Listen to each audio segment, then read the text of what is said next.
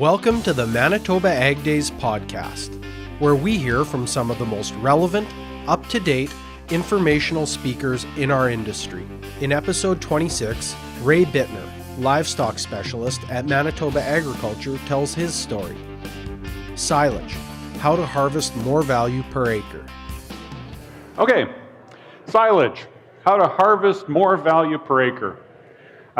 This is not the first time I've spoken at Ag Days. The first time I spoke at Ag Days was probably 15 years ago, and I was up in a box at the other end, and it was a little tiny room. And over the years, I've spoken in Legion halls, I've spoken in community halls.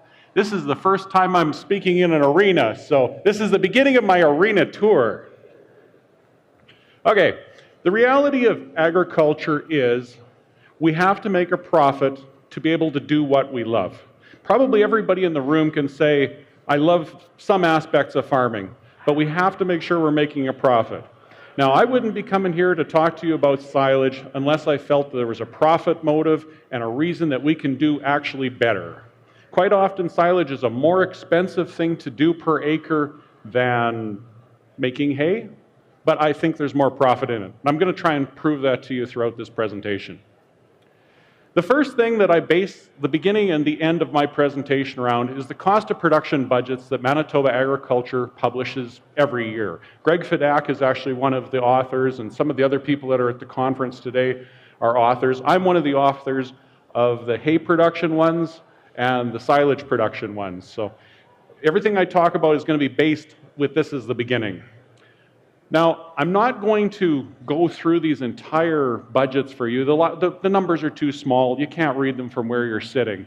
But basically, what I want to point out to you is in 2018, we made a really big change. We added round bale silage to our budgets. This is the first time that we ever did that, and it's going to be able to help you get a perspective on how the difference in costs are between dry hay, round bale silage, barley silage, corn silage. But to kind of give you a kind of a starting prep of what we're talking about here, this one here on the left side is alfalfa hay, and we come down with our budgets down to about $55 a bale to make a 1,600 pound bale of alfalfa hay. If we go alfalfa grass, we're at $54. If we go to round bale silage, which is a 2,000 pound wet bale, we're about $44 a bale. And if we go to alfalfa grass, we're at about $51 a bale. So that's the first thing. What I encourage you to do is when you get back home and you got a few minutes at the computer, you can go into your computer, you can start changing some things that fit your farm. So maybe $55 a bale isn't the right number, but maybe if you can work back some of the assumptions, maybe you can get it into the right spot. The second budget that I'm going to work with you on is the chopped silage budget. This one has a combination of, barley silage, corn silage, and alfalfa grass silage. But instead of through a baler, this is going through a chopper. And basically what we come out to is $37 a ton for barley silage, $30.70 for corn silage, and $44.92 for alfalfa grass silage. Just to kind of give you a perspective of where we're at. Just talking about per ton, just talking about per bale is kind of the wrong thing to do. You can have a bale of fluff that really provides no nutrition, or you can have a bale of high quality proteins and nutrients. So what we do in our budgets, if you go right to the bottom line of the summary, we actually break it down into cents per pound of TDN. So when I look at it, the most expensive cents per pound of TDN, and keep in mind TDN is the equivalent of calories, how much energy we have, how much ability we have to withstand the cold, how much ability we have to put on fat. The most expensive cost energy, or TDN, is actually, the alfalfa grass dry hay. Now most people make alfalfa grass dry hay, but when you go through these budgets, and we really started realizing the alfalfa grass dry hay is the most expensive cost of TDN. Alfalfa grass bale silage is the second least costly, or second most costly. Alfalfa grass chopped silage is in the middle. Corn silage is one of the cheaper ones, and interestingly, barley silage chopped is the least expensive cost of energy. That's neat. When we look at protein, the situation's a little different. Alfalfa grass dry hay is kind of middle of the pack. Bale silage is middle of the pack. Alfalfa chopped silage is the lowest cost protein. The highest cost protein is corn. Now, most people understand corn as being an energy product rather than a protein, so that's okay. You're not really growing corn for the protein percentage, you're growing it for the total volume. And barley silage is kind of the middle. So we're putting in perspective that nutrient cost is different than per bale or per ton cost. In those assumptions on the cost of production, we have some things that we kind of use as our anchor. In the alfalfa hay and the alfalfa grass, going through a baler, we're at $1,925 an acre land cost, or $44 a year land expense. And at the far side, we're talking about bales per acre. So if those are the type of bales per acre that fits your paradigm at home, we're talking turkey here.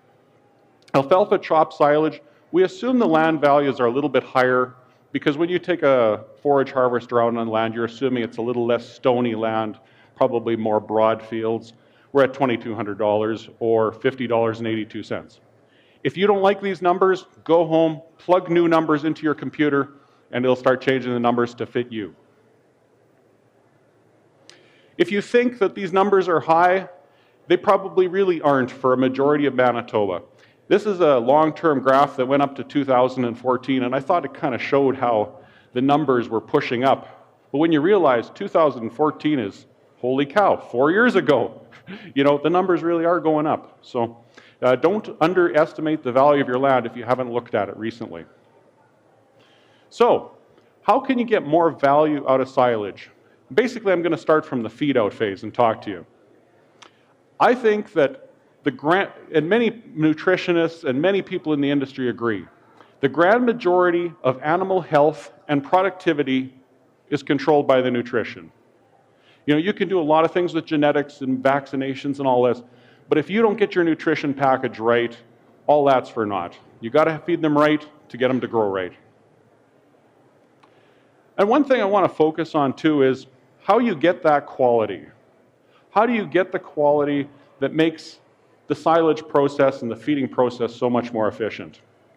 This is a generalized graph that basically is based on alfalfa, but it's really quite appropriate for all the perennial grasses.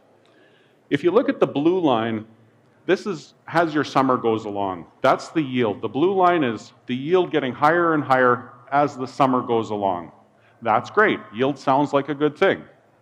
If you look at the purple line below that, that's the stem yield. So as your plant gets older, the stems get more volume, more tonnage of stems. The bottom line, which is the black line that is almost flat, is the leaf and thin stem ratio. You'll find that as the summer goes along, your leaves don't really increase a heck of a lot in tonnage. They can increase a little bit, but not a great deal. So your act of waiting longer to get more tons, which makes it easier to make it as dry hay, because it dries out, may be a waste of time. Leaves and fine stems at the top of the plant provide almost all the nutrition in the protein and almost all of the energy. So what's the use of producing lots of tonnage if you're not really producing more nutrition? The green line that has a big dive is the quality dive. So as you let the plant get more mature, the quality goes down.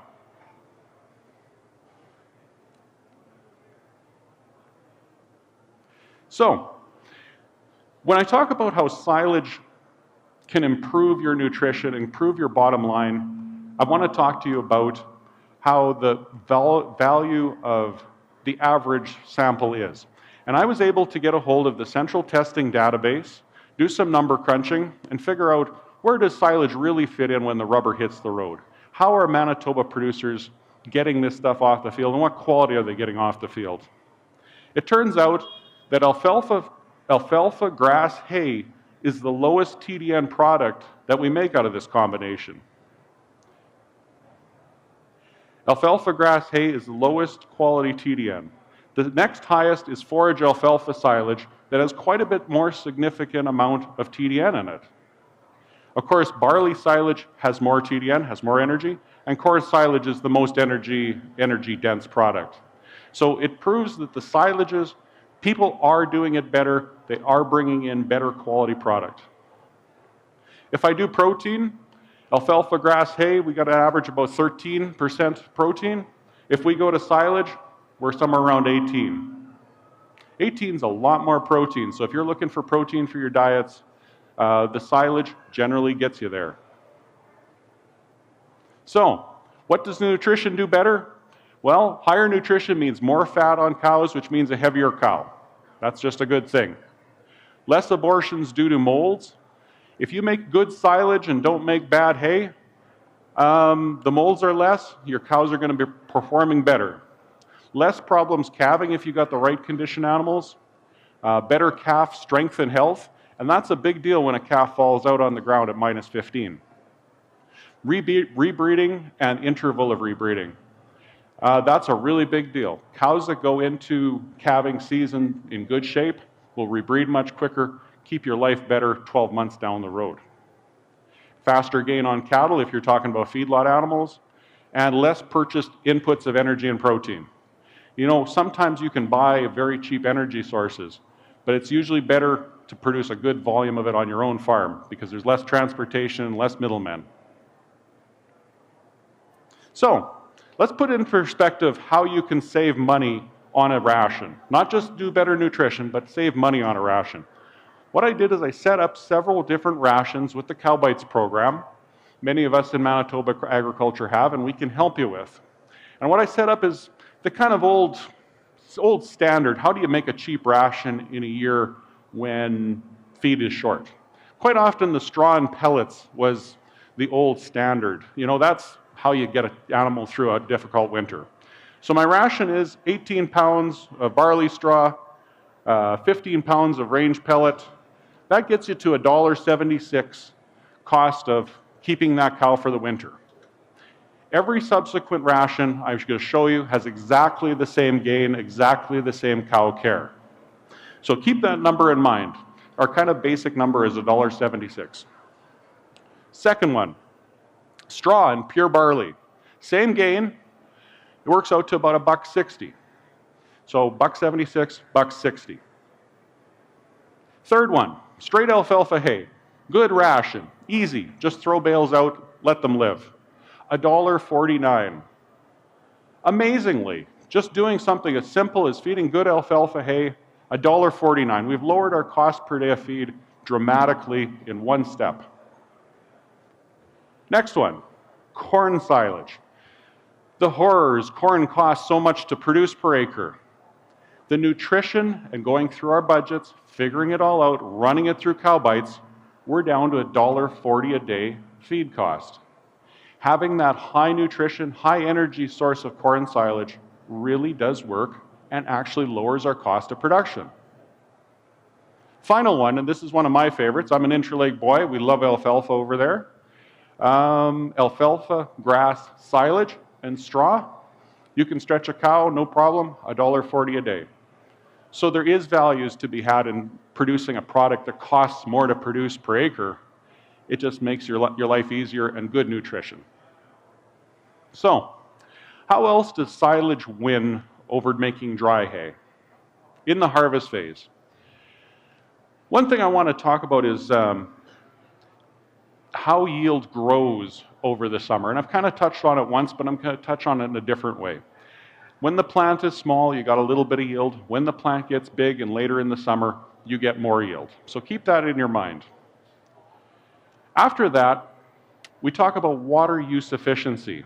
Some of us in Manitoba, some years have too much water, but most years we are at a moisture deficit.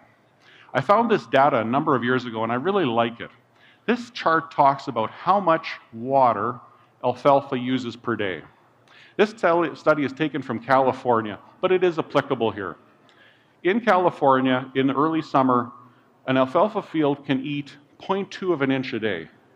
As you get further into June, it's eating 0.3 of an inch per day. As it gets up to the top, it's over 0.3 of an inch per day. So in 3 days, an alfalfa plant or alfalfa field can take up an inch of precipitation. So basically, you're fighting the clock. If your alfalfa is growing, it's burning away water. So what I did is I superimposed the yield curve, just like we had on the last one. Your yield goes up, and it kind of tapers off. So after the middle point of the screen here, you're not really producing any more product. Your plant is just burning away water. Every day, it's burning away water. My proposal to you is, instead of waiting for later in the summer to make dry hay easily, make your product earlier, your alfalfa earlier, and you still get exactly the same yield curve. You get that amount of yield. What happens is you cut it, it quits using moisture for a couple days, and the new moisture, or the moisture that's still left for it to use, creates new yield. So why would you go out to the field in the middle of July or late July and make first cut when you can make the first cut in the middle or end of June and have another time as much feed coming by late July? It's something really to think about, and it really does add up to how much more product you can make. It's very difficult to make it with making dry hay in the middle of June in Manitoba. It's not so hard to make it as silage. So, when you are more moisture efficient, you can also be quality efficient. Think of making quality alfalfa in mid-June. That might give you about a 64 TDN protein, TDN and an 18 protein, and you do that twice, first and second cut, versus going out in the middle of July and making a 56 TDN and 13 protein. And then sometime in late fall, go graze it again. There's really efficiencies in making it as silage. The other one that really pays in my brain is silage versus dried green feed. Lots of people like making oats green feed, barley green feed. As I showed you in earlier slides, it can be very good energy, it can be good protein, it's good nutrition. But what happens sometimes is you go and cut it, and then it rains on it. When it rains on it, you lose, because your water-soluble carbohydrates, your sugars in the barley, leaches right straight through the swath and onto the ground, unusable to the cow. On top of that, it starts developing mold. Mold loves eating your sugar and taking it away before it makes the bale. The next thing that happens to dried green feed is you have losses due to heating. Every time that a bale heats up, that's energy gone to your cow. And loss of product due to straw refusal. You've probably all seen the cow that runs in, bites the head off of the stem, pulls it out of the bale feeder, drops the stem on the ground, and goes and grabs another head. Cows do that with green feed. With silage, they have less ability to do so. They have less desire to do so. So overall, it's going to silage on green feed situations is a way of storing more carbohydrates, more ways of getting nutrition to your cow. Corn versus anything else dry. Corn is really land efficient. The top calculation there is talking about a 14-ton corn yield. That's equivalent to 11,536 pounds of 15% moisture hay. That would be like 10 bales, 1,100 pounds per acre. It's just shocking how much you can produce on a reasonable year. You can also push corn a lot further by adding manure as your fertility source. Corn doesn't fall down when you add manure as the fertility. And nearly zero wastage when covered. And that's a big deal too. If you get corn silage done right, properly covered, you get a lot of that into the cow's mouth, not into the air or into a mud pile. The other way to score well with silage is something that most of you don't think about. Most of us go out there with a hay bine, we go cut the hay. 5 days later, 7 days later, we go back with the tractor, we bale it. Then another couple of days or a week later, we go out with the hay mover, we haul it off, we take it home. Every time you drive over an alfalfa plant, you're slowing it down. You break off some of the buds that are coming out of the ground, the alfalfa has to start over again. This is a slide from Dr. Dan Undersander from the University of Wisconsin. And basically all it is they went back. On the one side, they didn't drive over it with the tractor wheel. On the other side, they did. And at 5 days after cutting. It's dramatic how much less production they have. Now, most of you don't stomp the whole field. You can just stomp a line here, stomp a line there. But it is dramatic how much less you get in every wheel track. Something you got to think about in the future. The other thing that I really like about silage is manure fertility. Manure fertility can cause lodging in some cereals. That is a problem. But it definitely causes growth in corn silage and alfalfa silage. If you can use and reuse those nutrients you're bringing home and reuse them back into your field, it's amazing what type of yields we can get here in Manitoba. We have long days and lots of warmth, good fertility in manure. Wow, it can really grow. A number of years ago, I embarked in a project called Phosphorus Ramp in the Interlake. We compared how much phosphorus you need to get an alfalfa crop growing. And you can see the 0 at this end was the lowest yield. 100 pounds of phosphorus was our high yield. The interesting thing is the far 2 was 15 tons of manure and 30 tons of manure. 15 tons of manure produces just about as much as 100 pounds of phosphorus. 100 pounds of phosphorus is 60, 70 bucks an acre to apply. So you can really make some money out of reusing that nitrogen and phosphorus through your manure sources. It's definitely a good way to go. Overall, I'm trying to convince you that silage will give your cows good performance. I'm not saying this is necessarily what you want to do, but it'll make your cows work better. But don't forget, timing of harvest is the key. You have to get out there early. You have to get those leaves and small branches. Don't worry so much about the stems.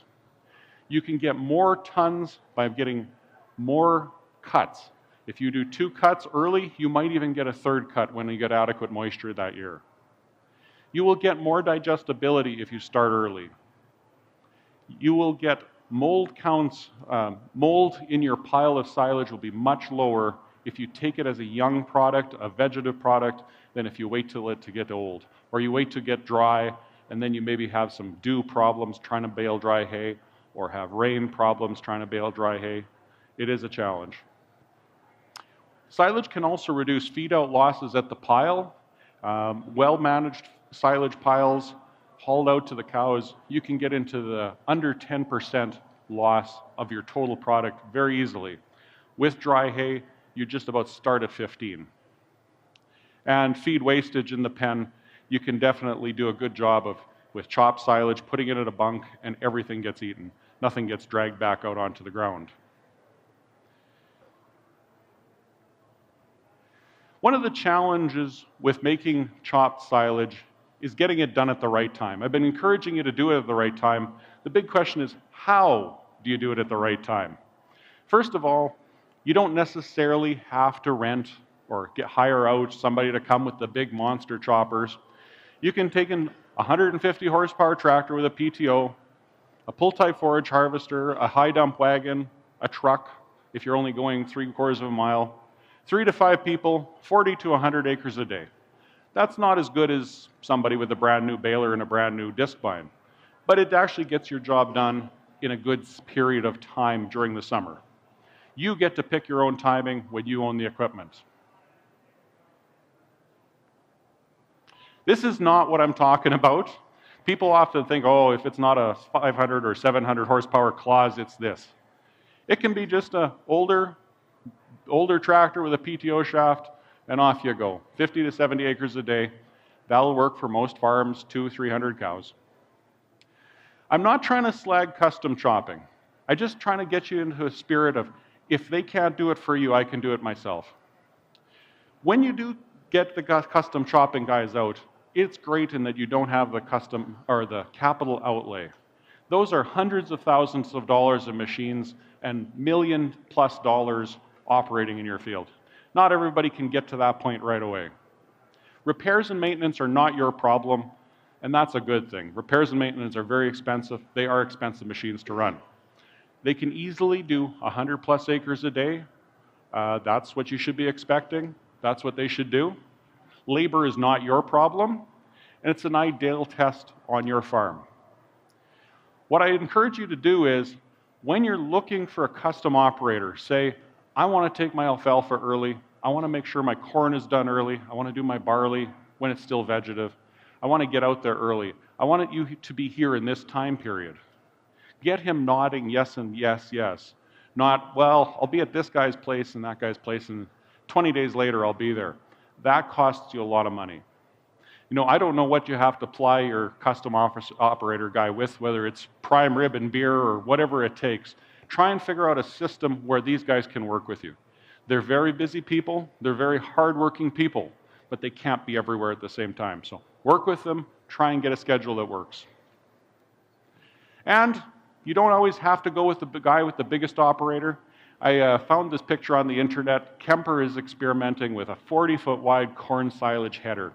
I can't even imagine, if you're getting into a 20-ton crop and 40 feet wide, they need to have a 900 horsepower claws attached to that thing, and it's not even enough horsepower.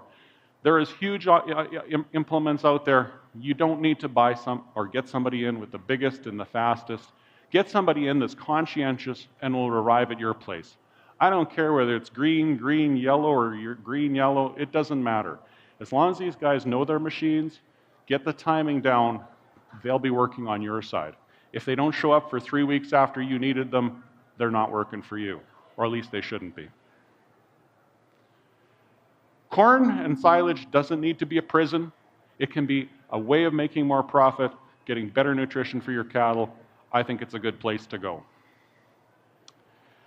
If you are curious about the budgets I was talking about at the beginning, just Google Manitoba agriculture cost of production.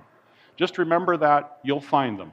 You have to scroll down on the page. There's cow-calf budgets there, there's grain budgets there, and there's forage budgets there. Just scroll around, you'll find them.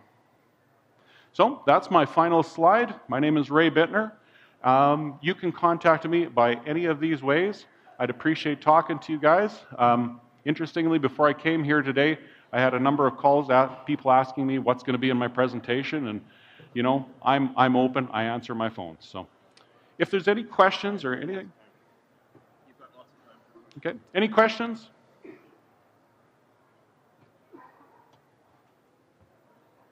Oh, Brandon's an easy crowd today. Those bright lights are they're a little tricky to see through, but yeah, we've got a few minutes for if there's questions for Ray on production. He put in a bit of a plug for the cost of production stuff, and I'm going to add to that. I think so far all the presenters we've talked or that have talked to you this afternoon have mentioned about knowing your costs and things related to costs, because at the end of the day, the bottom line, if you know yours, you got a lot better idea on all the decisions you have to make. And we put a fair bit of time and effort into having that for you. The numbers that we use they're generated with a fair bit of thought and a lot of research, but they are our numbers, they're not yours. And we always encourage producers to make sure that when you look at the cost production numbers, they're a guideline. You can punch your numbers in to get your specific farm ones, and that's a really good exercise for you to do. So please take a look at our stuff online. We appreciate anybody that wants to phone and ask questions about anything that's there. So if there are no questions for Ray, I'd like to thank him on behalf of the crowd and the Ag Days Committee, and appreciate you coming out. Thank you. I do have one more shameless plug since I have an extra minute or two. Manitoba Agriculture embarked on the Manitoba Beef and Forage Initiatives project a few years ago. It's a farm here at the east end of Brandon and 10 miles north at Brookdale. We do forage research there, cattle research there. It's a great place to visit and learn more. Interestingly, and Greg may not even know it, but we're planning a Manitoba Hay Day at Brookdale in June of 2018. We're going to have some big diesel machinery burning some diesel, and we're going to cut some hay and bale some hay and maybe make some silage. We're going to have speakers and experts on probably silage inoculants and some of the economics of the processes. So please come and visit us then, and you'll get to smell the diesel and touch the irons. So hopefully we can see many of you out there that day. Thanks, Ray. Thank you. Thanks for tuning in to the Manitoba Ag Days podcast. We'll see you next year from January 22nd to 24th, 2019.